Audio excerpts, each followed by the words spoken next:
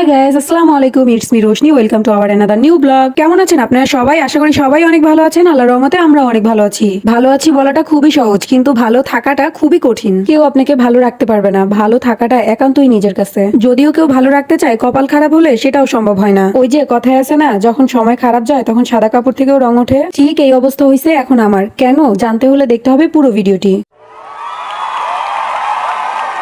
এইটা হচ্ছে আমাদের এই শুক্রবারের একটা ব্লগ। সকাল সকাল উঠে আগে রান্না শুরু করে দিছি, কারণ গুড্ডুর বাবা নাস্তা করেই অফিসে যাবে। আজকে শুক্রবার, তাও আজকে ওনার অফিস আছে। কি আর করার, কিছুই করার নেই। সারাটা সপ্তাহ ওয়েট করি এই দিনটার জন্য, আর এই দিনটাতেও তার অফিস থাকে। বেচারা কি আর করবে, অফিসের কাজ বলে কথা, যেতেই তো হবে। হাজার চেষ্টা করলেও আমাদেরকে সময় দিতে পারছে না। তারপরও খুব চেষ্টা করে আমাদেরকে ভালো রাখার। অফিস করার ফাঁকেও যতটুকু সময় পায় ততটুকু সময়ও চেষ্টা করে আমাকে হেল্প করার, যাতে আমার কষ্টটা একটু হলেও কম হয়। কেন জানি না, এই 2 সপ্তাহ ধরে আমার মনটা খুবই খারাপ থাকছে। কোনো কিছুতেই শান্তি পাচ্ছি না। না কাজ করে শান্তি পাচ্ছি, না খেয়ে শান্তি পাচ্ছি। মানে কি যে করব নিজেও বুঝতেছি না। আর ঠিক এই 2 সপ্তাহতে গুড্ডুর বাবার কাজের চাপও অনেক বেশি। ওই যে বললাম না, সময় যখন খারাপ যায় তখন সাদা কাপড় থেকেও রং ওঠে, ঠিক এরকম হয়েছে। মানে ও যে আমাদেরকে একটু সময় দিবে, বা একটু ঘুরতে যাব, বা নিজেদের মতো করে একটু সময় কাটাবো যাতে মনটা ভালো থাকে বা সময়টা ভালো যায়, তারও কোনো সুযোগ নেই। সারাক্ষণ আমরা দুইটা মানুষ বাসার ভেতরে থাকি, কতক্ষণ ভালো লাগে। আমার না হয় যেমন তেমন করে দিনটা কেটে যায়, কিন্তু আমার গুড্ডু সারাদিন মোটামুটি ভালো থাকলেও বিকাল থেকে খুবই অস্থির হয়ে যায়। তারপর আর কি করব, আমার গুড্ডুকে একটু রিফ্রেশ করার জন্য ছাদে নিয়ে যাই। সে একটু খেলাধুলা করে,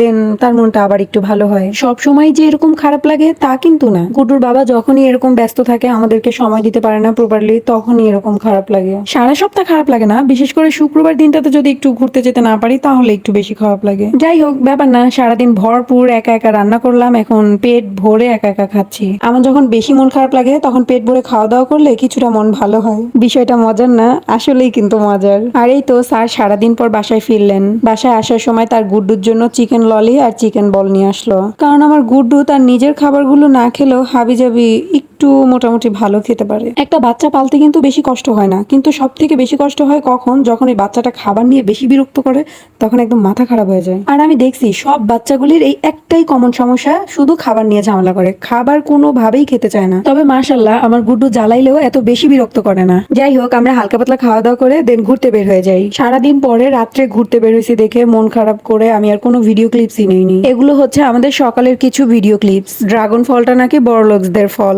তাই ভাবলাম ফলটা খেয়ে একটু বড়লোক বড়লোক ফিল নেওয়া যায়। তবে যাই বলি না কেন, ফলটা খেতে কিন্তু বেশ দারুণ। আমার খুবই ভালো লাগে ড্রাগন ফল খেতে, আর ছোটবেলায় ডালিম খেতে খুব ভালো লাগতো। সকালে নাস্তা করে দেন হচ্ছে একটু ফল খেয়েছিলাম। আমরা দুজন থাকার ফলে আমাদের ওইরকম ফল টল একটু খাওয়া কম হয়, আর ফলটা খেতে খুব মিষ্টিও ছিল। এই ফলটা খেলে জিব্বা একদম পিঙ্ক কালার হয়ে যায়, এই জন্য আমার আরো বেশি ভালো লাগে। আর এই যে ফলটা নিয়ে আমার গুড্ডুর কাছে যখন আসছি, তখন সে খাবে না খাবে না খাবে না। ওই যে বললাম না, সে নিজের খাবার বাদে অথবা যেগুলি পুষ্টিকর খাবার বা ভালো খাবার সেগুলি ছাড়া হাবিজাবি খুব ভালো খেতে পারে। তাই বলে কি আমি ছেড়ে দেওয়ার পাত্রী? মোটেও না। একভাবে খাবে না আরেকভাবে খাওয়াবো, আরেকভাবে খাবে না আরেকভাবে খাওয়াবো, কিন্তু খাওয়াবোই খাওয়াবো। কি দেখলেন তো, একটু বুদ্ধি করে চললেই বাচ্চাদের টেক কেয়ার করা খুবই ইজি। সকালে যখন ফলটা কেটে দিলাম তখন খেলো না, কিন্তু রাত্রে ঘুরে যখন বাসায় আসার পরে ফলটা জুস করে দিলাম তখন ঠিকই খেয়ে নিল। যাই হোক, আমার আজকের ব্লগটা এই পর্যন্তই। দেখা হবে অন্য কোনো ব্লগে। ততক্ষণ পর্যন্ত ভালো থাকবেন, সুস্থ থাকবেন, আর আমাদের জন্য বেশি বেশি দোয়া করবেন। আল্লাহ হাফেজ।